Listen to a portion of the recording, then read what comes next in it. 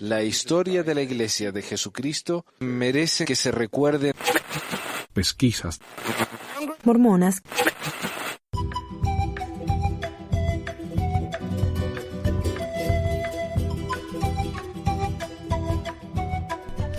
Bienvenidos a otro episodio de Pesquisas Mormonas. Les habla Manuel desde Layton, Utah,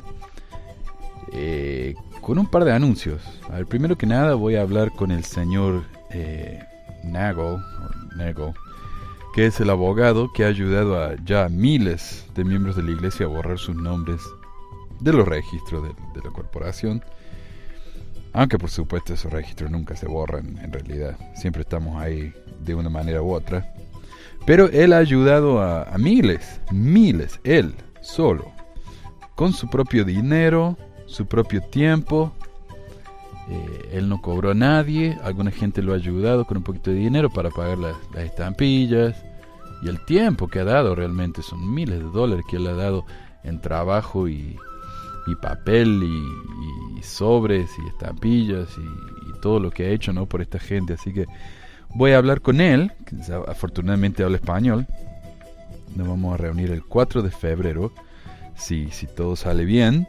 Y gracias a todos los que me han mandado preguntas, sugerencias para la conversación con el señor ahí en Facebook. Si no están en el grupo de Facebook, no sé qué esperan ahí. Es un grupo cerrado. Tenemos una página, que ahí sí, lo que ustedes escriban, todo el mundo lo va a ver. Pero tenemos un grupo cerrado donde la gente puede ver que ustedes son parte del grupo, pero no puede ver lo que escriben. Así que si ese es el miedo, no se preocupen, que es un grupo más bien privado en ese sentido. Noticias. Y hace mucho que no tengo noticias, pero realmente ha pasado algo que me parece que vale la pena mencionar. Un par de cosas que han pasado. Primero que nada, hay una familia que se llama los Bundy. Está Amon Bundy y su hermano Ryan Bundy, hijos de Cleveland Bundy, que fue famoso el año pasado por enfrentarse al FBI, ¿no?, a los federales, diciendo que él tenía derecho a usar tierras federales para alimentar a su ganado. Los federales, cuando vieron que el tipo empezó a amenazarlos con armas y trajo amigos y seguidores, se echaron atrás, porque más que nada porque no quisieron evitar una masacre, ¿no? Así que no se llevó a más. Pero ahora los Bundy parece que se animaron con esa acción que tomaron y decidieron que sería un buen momento para enfrentarse al gobierno otra vez. Se fueron, ellos son de Arizona, pero se fueron, no, el papá es de Nevada y los hijos son de Arizona, pero ellos se fueron a Oregon, a un refugio de aves, de vida salvaje ahí en el medio de la nada, y tomaron el refugio. En realidad entraron porque la puerta estaba abierta, dijeron ellos mismos. Se metieron y lo tomaron. Empezó a llegar más gente. Ellos empezaron a reclamar que si el gobierno no devolvía las tierras que les pertenecen a la gente, que ahora son federales, ellos no se iban a ir. Una amenaza estúpida en realidad, ¿a quién le importa? Y como era de esperarse, el gobierno no les hizo caso.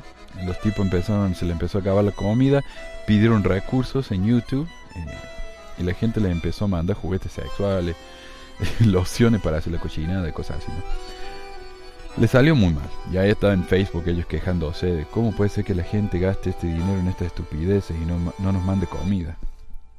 Y bueno, ahí está. Porque es gracioso realmente. Pero fueron ignorados, como digo, hasta por unas 2 o 3 semanas, hasta que fueron el grupo de los líderes principales, los Bundy y otros, fueron a una reunión que iban a tener en un pueblo vecino y tomaron la única carretera que los lleva hacia ahí, y en el camino fueron detenidos por la policía. Pero un señor, Lavoy Finicum, que es uno de los seguidores de los Bundy, se fue.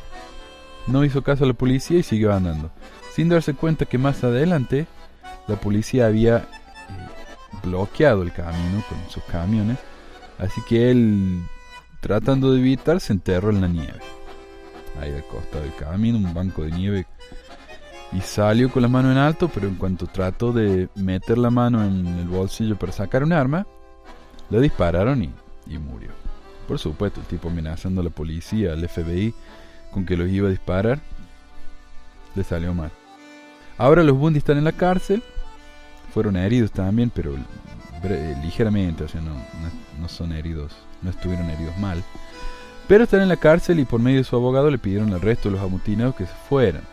Pero los amotinados no les gustó eso y dijeron que más gente se les una y que si la policía no los deja pasar, que los matan. Sí, o sea, un grupo violentísimo ya a este punto. Además que no se pueden ir a su casa porque si salen de ahí inmediatamente van a terminar presos. Ahora, ¿qué tiene esto que ver con el mormonismo? ¿Por qué estoy hablando de esto? Porque los Bundy dijeron que Dios les había dicho que hicieran esto.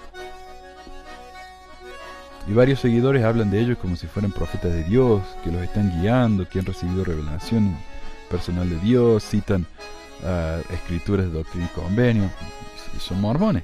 En realidad el hombre este se llama Ammon Bundy por el profeta Ammon del libro de Mormones, que le cortó los brazos a los ladrones de ovejas. Además, uno de los seguidores de Bundy escribía en Twitter con el nombre Capitán Moroni, así se llamaba así mismo, Capitán Moroni. Esto hizo noticia nacional, incluso mundial. Le vi un noticiero de Rusia hablando de esto. Fue un tema muy hablado. Ahora la iglesia hizo o no hizo primero que nada se lavó las manos. Dijeron, nosotros no tenemos nada que ver con esta gente, nos parece que lo que están haciendo está mal. Me pareció excelente, pero después de su comunicado los Bundy no les hicieron caso y permanecieron ahí amotinados, ¿no? Entonces tal vez la iglesia podría haberse acercado a esta gente y haberle dicho, hey, córtenla, ¿no? Déjense de molestar. Y tal vez hubieran salvado una vida desperdiciada tan absurdamente, ¿no les parece? Otra, del Desert News. Hay una noticia larga que estoy traduciendo, tiene como 15 páginas. La iglesia se ha enterado de que 32 personas 32 personas se han suicidado desde noviembre del año pasado. Ahora yo no sé si se acuerdan, noviembre del año pasado fue cuando se anunció la nueva política sobre los homosexuales. Ser homosexual, casado con o viviendo en una relación con una pareja es apostasía, causa de apostasía y para que a uno lo excomulguen. Los hijos de esas parejas tampoco pueden ser bautizados, ser bendecidos. A los bebés no se los puede bendecir porque los padres son gays, o ir a una misión hasta que cumplen 18 años, se vayan de la casa y no me acuerdo la palabra, como repudian el matrimonio o la pareja de los padres. 32 jóvenes se mataron, promedio de 17 años de edad. Horriblemente lamentable lo que ha pasado. La iglesia, como respuesta, se ha publicado un diario en la revista en el diario de la iglesia, el Desert News, diciendo: no se ha confirmado que esta gente realmente se hayan matado, solamente sabemos de 10, o mucho mejor, solo 10, así que estamos bien. Pero por más que fueran 10, supongamos 10 chicos se mataron desde noviembre. Y como dice el artículo, tal vez hay muchas razones. La gente no se mata por una sola razón, es cierto. Pero cuando la iglesia ha hecho algo que ha ayudado, o que ha sido la gota que derramó el agua en el vaso para 10 jóvenes, o tantos como 32 jóvenes, me parece que lo siento, sería necesario acercarse a esas familias, o al menos tomar un poco de responsabilidad. Pero por supuesto que no. Ellos dicen, bueno, Dios nos mandó a que dijéramos esto, la gente se suicidó, obviamente esta gente se suicidó a causa de lo que dijo Dios, ¿no? Como dijimos en un episodio anterior, no en un episodio, sino en un artículo que escribí en el blog, culpando a Dios por las acciones del profeta, ¿no? Queremos hacer quedar bien a José Smith, así que le echamos la culpa a Dios, ¿no? Fue todo culpa de Dios. Él fue el que nos mandó que hiciera la poligamia y toda esa ridiculez que hizo. Acá lo mismo, estamos culpando a Dios por algo que la iglesia hizo y que causó la muerte de entre 10 y 32 jóvenes. El tema del día. Para ser honesto, hoy no tengo un tema principal. En vez de eso voy a leer algún par de artículos del blog y hacer algunos comentarios que he querido hacer antes, pero he tenido muy pocos episodios en los que hablo de cosas en general. Generalmente lo único que he hecho en el pasado es responder preguntas. Pero ahora que tenemos el grupo de Facebook, casi todas las preguntas van ahí y se responden solas. Así que hoy voy a hablar un poco acerca de varias cosas que me parecen interesantes. Primero que nada, esto es una especie de cuentito, no sé. Es una supuesta pregunta que alguien puso en Reddit que me pareció muy interesante, ya que es una analogía, por supuesto, es una metáfora. Y esta persona escribió: ¿qué puedo hacer para que mis hijos se olviden de su madre? Lo cual me llamó la atención ya en sí. Dice: por favor, necesito su ayuda, así que les agradecería cualquier sugerencia que me pudieran dar. Mis hijos, un varón de 12 y una niña de 9, están muy tristes y no sé qué hacer. Estoy haciendo todo lo que puedo. Ellos realmente quieren ver a su madre, pero no es posible. Les he explicado una y otra vez que no pueden verla, pero no entienden. Les dije que ella es demasiado especial y que necesitan que yo la proteja. Si dejo que la vean, que hablen con ella por teléfono, que le escriban una carta, ella estará en peligro. Es demasiado sagrada. Lo bueno es que he experimentado algunos momentos orgullosos en los que mis hijos se olvidaron por completo que tenían una madre, lo que me hace sentir muy bien. Ella está más a salvo cuando es ignorada y olvidada. En esos momentos siento que mis esfuerzos no han sido en vano. Pero en cuanto empiezan a pensar sobre el asunto de manera lógica, se dan cuenta que deben tener una madre, e inmediatamente comienzan a hablar sobre ella otra vez. Es un ciclo. A mi hija en particular le cuesta mucho. La oigo llorar y cuando le pregunto cuál es el problema, ella me dice que aunque ella está feliz de poder cumplir con su papel eterno de procrear sin parar y para siempre, se pone muy triste cuando piensa que sus hijos no la conocerán. No hablarán con ella, ni hablarán sobre ella muy a menudo. Por supuesto, cuando ella deja que esas palabras tan inicuas salgan de sus labios, enseguida se arrepiente. Pero aún así, estoy preocupado por ella. Por favor, ayúdenme a saber qué puedo hacer diferente. Todo lo que trato de hacer es seguir el ejemplo de mi Padre Celestial lo mejor que puedo. ¿Por qué es tan difícil para ellos? Gracias por adelantado, un padre preocupado. Ahora, por supuesto, esto es una obra de ficción que intenta reflejar la extraña actitud mormona sobre la Madre Celestial, la cual se nos dice que nuestra Madre Celestial es demasiado sagrada, por eso no podemos hablar sobre ella, punto. Porque alguien tal vez puede decir algo que la ofenda. O sea que la Madre Celestial es tan sensible que no se aguanta que alguien hable de ella, pero el Padre sí. En realidad acá Dios, por supuesto, queda como un machista que la manda a la esposa que se meta en la casa y no salga, lo cual es triste, ¿no? Ahora pensamos que nosotros creemos en esto, que hay una Madre Celestial. ¿Realmente queremos que sea algo así? Que sea una mujer anónima por el resto de nuestras vidas hasta que después que nos muramos. ¿Qué esperanza le da esto a las muchachas en la iglesia? El futuro eterno de ellas es que van a ser una persona sin cara para sus hijos. Van a tener que tener hijos para siempre y sus hijos ni siquiera la van a poder conocer. Ese es el destino de una mujer en la iglesia. Así que, qué sé yo, si ustedes creen en la iglesia, si creen en la Madre Celestial, háblenle con respeto total, ¿verdad? No hace falta que le insulte. Háblenle. Heavenly Mother, are you really there? Dad would be so pissed off if he could hear this prayer. He taught me never to talk to you. He said that's the crap so-called feminists would do. Hace mucho, yo diría hace más de un año, escribí un artículo en el que explico algo que aprendí de un apologista mormón. Está en el blog y se llama Lo que aprendí de un apologista mormón. Y dice: tuve una charla con una persona en Facebook que se llama a sí mismo apologista mormón. Mientras conversábamos me dijo que él en la iglesia se sentía tan especial y que como él era anti-mormón antes, ¿no? Y ahora es un apologista y ahora su vida es tanto más feliz, tiene que significar que la iglesia es verdadera. Yo le comenté que mi tía evangélica dice lo mismo, queriendo significar que toda la gente cuando se une a una fe se siente igual que como él se siente ahora. Pero me parece que no entendió y me respondió: muy bien, Manuel, por supuesto y comprensible. Yo también me sentía así como tu tía evangélica antes de ser un miembro, pero ahora la felicidad es más completa. La tarta no es un trozo y la visión que tengo es más grande, como dice también una amiga mía que fue evangélica y ahora es miembro. Esto me hizo pensar en cómo a todos nos gusta sentirnos especiales. Por eso nos unimos con gente que tiene similares intereses que nosotros o ideologías similares. Y de ahí pasamos a decir que este es el mejor grupo que hay. Si me gusta el fútbol, mi equipo de fútbol es el mejor. Si soy de cierto país, mi país es el mejor.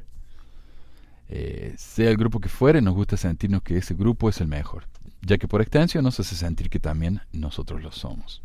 Cuando estaba en la secundaria, por ejemplo, todos los años después de los actos patrióticos íbamos en masa a otra escuela cerca de la nuestra a tirar piedras.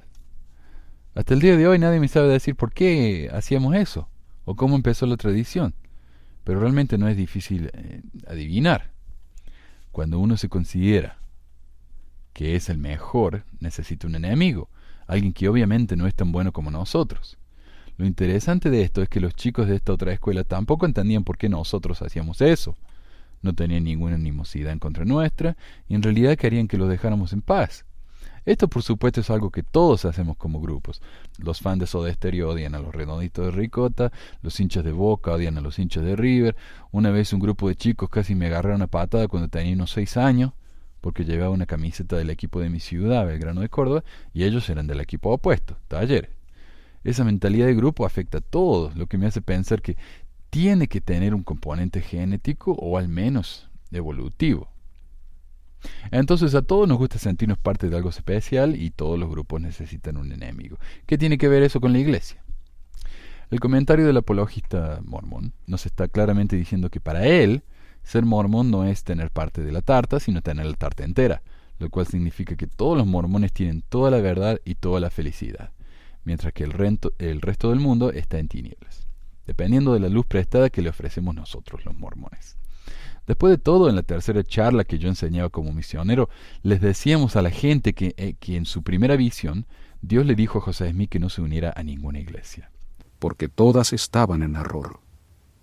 Y el personaje que me habló dijo que todos sus credos eran una abominación a su vista, que todos aquellos profesores se habían pervertido, que con sus labios me honran, pero su corazón lejos está de mí. Enseñan como doctrinas los mandamientos de los hombres, teniendo apariencia de piedad, mas negando la eficacia de ella. Palabras duras, ¿no? ¿Qué tipo de Dios llamaría a su creación entera, o al menos el 99.98%, una abominación? Si yo le dijera eso a mi hijo, tal vez me lo sacaría la gente de servicios sociales por abuso mental. En conclusión, los mormones somos los únicos que tenemos la plenitud del Evangelio, somos un pueblo escogido, etcétera, etcétera. Pero ya que estamos hablando de lenguaje duro, analicemos las siguientes enseñanzas del libro de Mormón. Según Nefi, hablando de los nefitas y los lamanitas, recordemos que los lamanitas son supuestamente los antepasados de los indios, dijo que como los nefitas eran blancos y sumamente bellos y deleitables, el Señor Dios hizo que los cubriese una piel de color obscuro, para que no atrajeran a los de mi pueblo. Y así dice el Señor Dios: haré que sean repugnantes a tu pueblo, a no ser que se arrepientan de sus iniquidades. Segundo Nefi 5. Repugnantes, esa es la palabra usada. Pero eso no es todo. En Jacob 3:5 se dice que la maldición de la piel negra era una maldición inmunda. ¿Por qué entonces un grupo o un descendiente de un indio querría pertenecer a un grupo en el que es considerado inmundo y repugnante? Esto es lo que le pregunté a un amigo una vez y él me dijo, era cordobés, si te acordás, los lamanitas terminaron siendo los buenos en la historia y los nefitas se murieron en su totalidad por causa de su maldad. Además, los lamanitas son descendientes de Ley, un profeta judío, así que nosotros somos los verdaderos descendientes del pueblo de Dios. Así mi amigo pasó a ser no solo un miembro de un grupo selecto y especial, sino que es parte de un subgrupo dentro de ese grupo grande, que es aún más especial. Es un elegido entre los elegidos. ¿Y quiénes son los enemigos de la iglesia? Los antimormones, por supuesto. Aunque, como mencioné en un post anterior, hoy día un antimormón es un tipo con un blog, mientras en el mundo hay gente que está siendo asesinada por sus creencias. Lo más desafortunado de todo esto es que al sentirnos tan especiales, estamos considerando a todos los que no son parte de nuestro grupo como ordinarios y no especiales. Es una conclusión obvia. Mientras mi amigo el apologista mormón me decía que cualquier hijo o hija de Dios tiene derecho y puede ser feliz como desee, también decía que solo los mormones tienen la tarta entera. Como dirían los cerdos en Rebelión en la Granja de George Orwell, todos los animales son iguales, pero algunos son más iguales que otros. Entonces, cuando uno dice que es parte del pueblo escogido de Dios, ¿cómo se siente al pensar que el resto de los 7.000 millones de personas en el mundo no son el pueblo de Dios? Cuando era miembro creyente de la iglesia habría dicho algo como, y van a tener su oportunidad en el mundo de los espíritus, o algo así. Pero igual, es una actitud tan arrogante.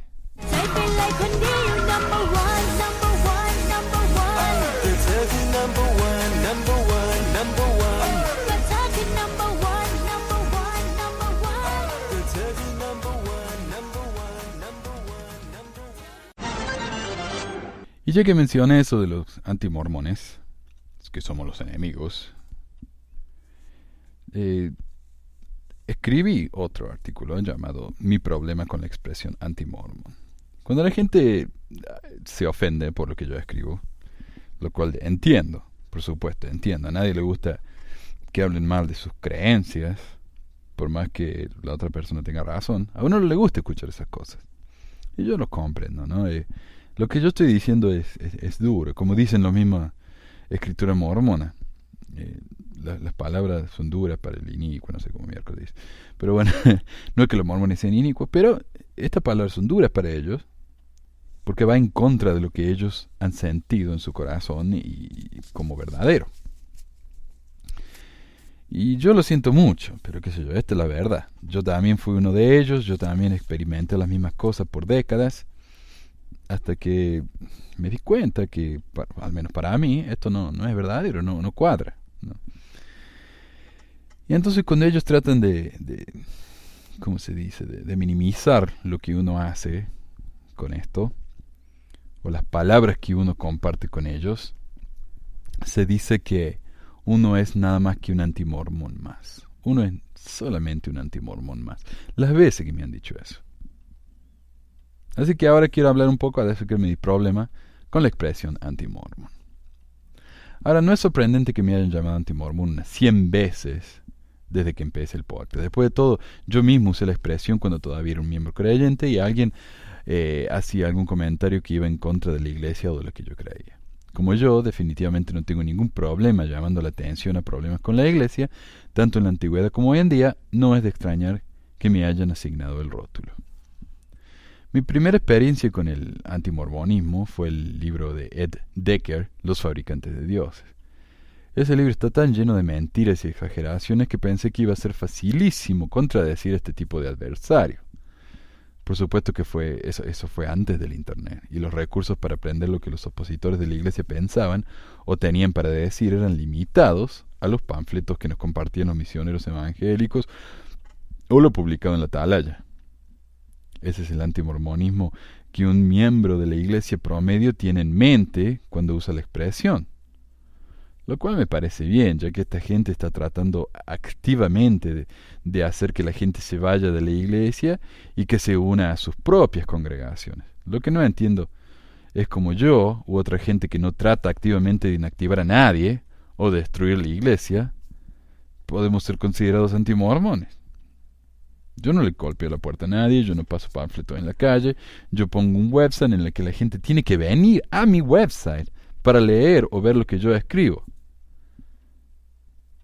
Me parece que la solución en ese caso es muy fácil.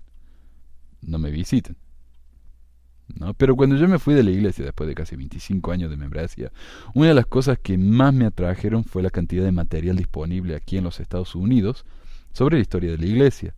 cuando empecé a realmente aprender la historia, yo ya había dejado de creer en la veracidad de la Iglesia, por lo que para mí la historia mormona tiene más que ver con un interés histórico, antropológico, psicológico, sociológico, etc., más que con su rol como una herramienta para probar que la Iglesia no es verdadera.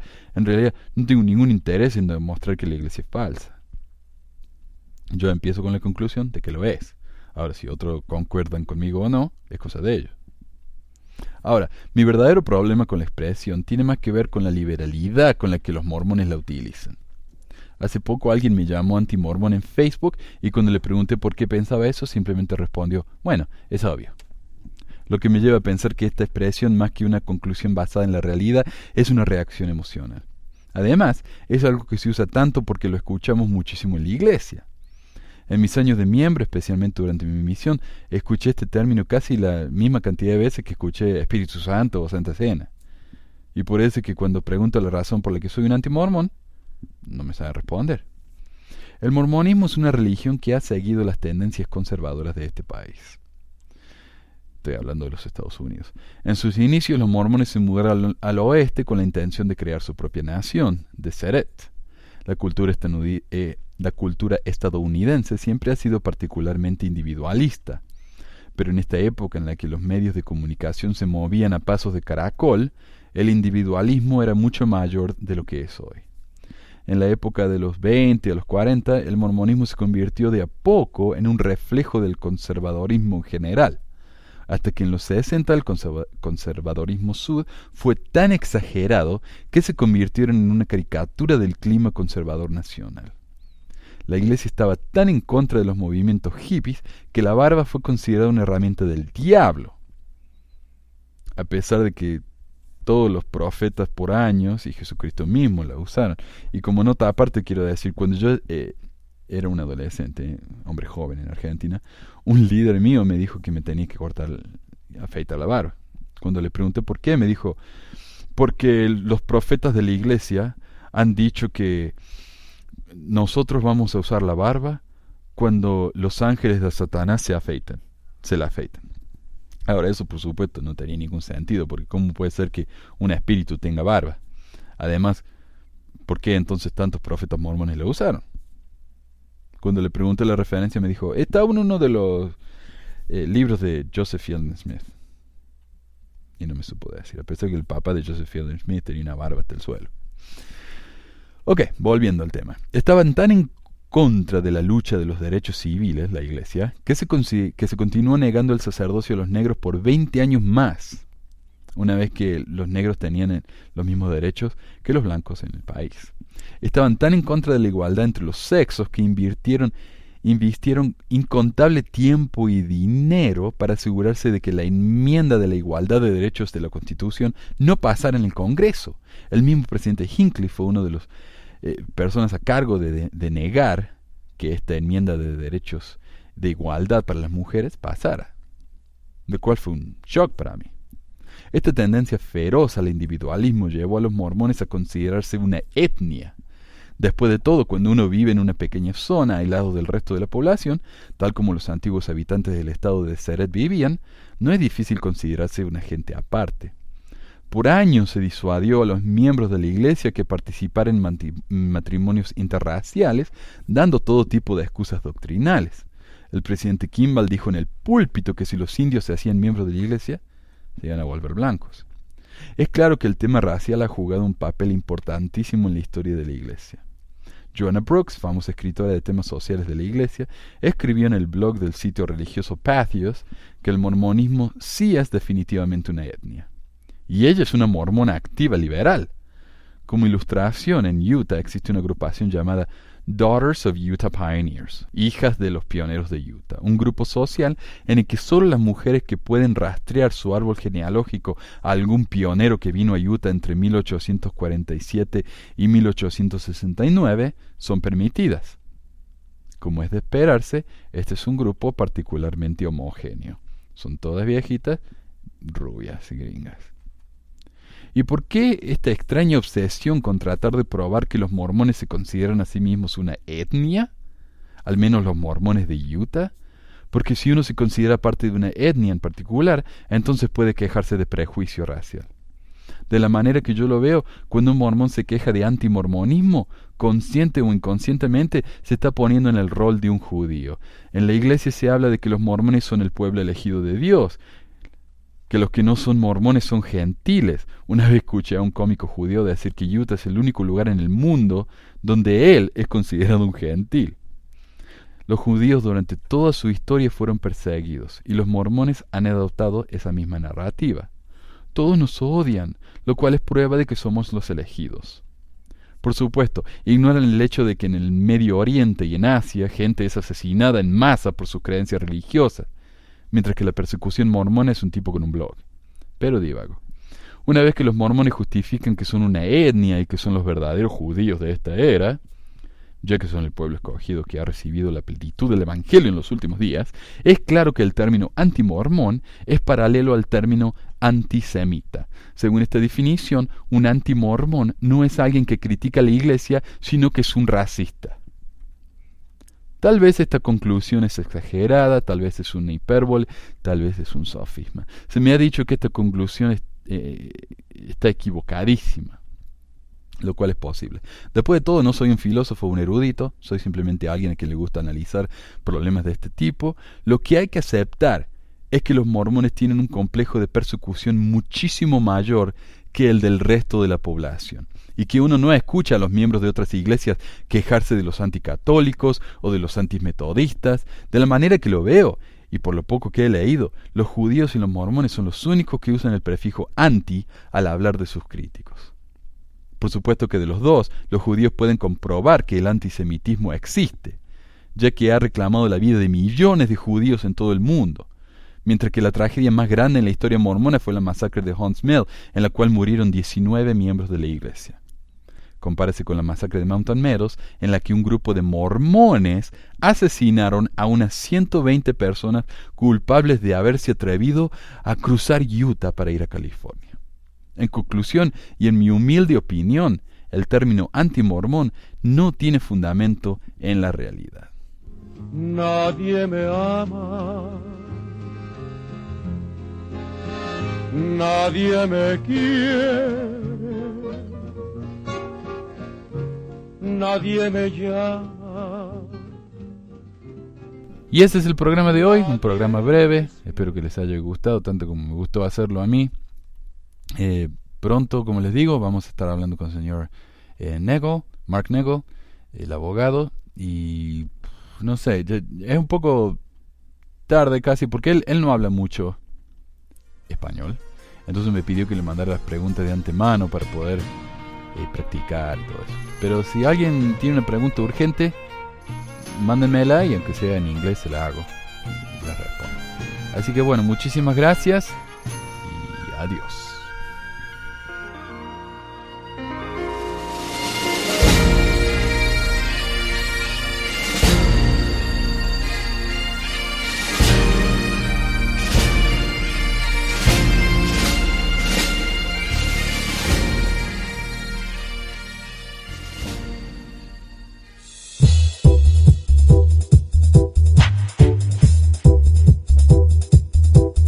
Gracias por escuchar este episodio de Pesquisas Mormonas. No se olvide de visitar nuestro website en pesquisasmormonas.com o pesmor.com y nuestro blog en pesquisasmormonas.org o pesmor.org. También tenemos un grupo en Facebook donde la discusión siempre es animada, y si tiene alguna pregunta, comentario, queja o hate mail, pueden enviarlo a manuel@pesquisasmormonas.com. Gracias de nuevo por escuchar y hasta la próxima.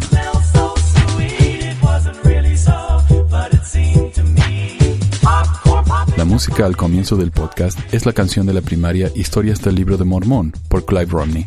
La canción previa a esta es Lo ora el profeta por Lex de Acevedo, y esta es la versión de la banda Rooster del himno de la primaria Palomitas de Maíz.